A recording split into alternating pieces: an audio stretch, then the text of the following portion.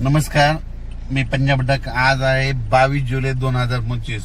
धाराशिव जिल्ह्यामध्ये पाऊस कमी होता, तर काल धाराशिवकडे गेलो होतो, तर तिथल्या शेतकऱ्याला तिथं आनंदाची बातमी दिली, तुमच्या धाराशिवला देखील पाऊस येणार आहे.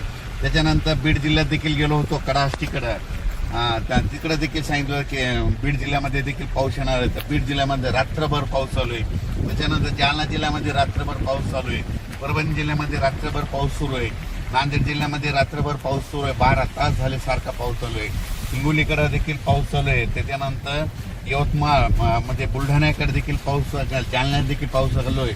आणि हे आमच्या बघा परभणी जिल्ह्यामध्ये इतका पाऊस चालू आहे, जालनाकडे चालू आहे, तर पूर आलाय नदीला. तर हे तुम्हाला लाईव्ह दाखवत आहे. म्हणजे मी म्हटलं होतं ना, 21ला पाऊस सुरुवात होईल, 22ला त्याची व्याप्ती वाढेल. तर रात्री मध्यरात्री खूप पाऊस पडला.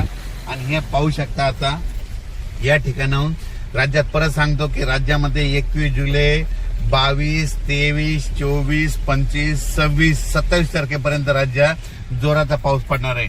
राज्यात ज्या भागात पाऊस झाला नाही त्या सर्व शेतकऱ्याला सांगू इच्छितो की तुम्ही काही घाबरू नका, कोणाचं पीक जाणार नाही.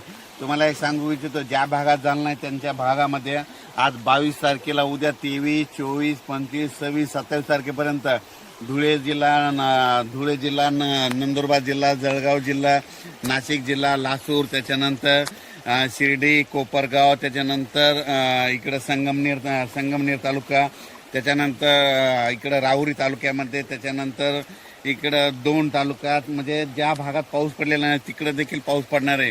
विदर्भात देखील तुम्हाला सांगतो 6, 5, 11 जिल्ह्यामध्ये 27 तारखेपर्यंत चांगला पाऊस पडणार आहे. म्हणून काही चिंता करायची गरज नाही. म्हणजे ह्या 7 दिवसामध्ये 26 तारखेपर्यंत सगळीकडे पाऊस पडून जाईल आणि सगळ्यांना जीवदान भेटणार आहे. म्हणजे सांगायचं झालं तर हा पाऊस सगळीकडेच पडणार आहे. दररोज वेगवेगळा भाग घेत राहणार आहे. म्हणून हा अंदाज लक्षात घ्यायचा.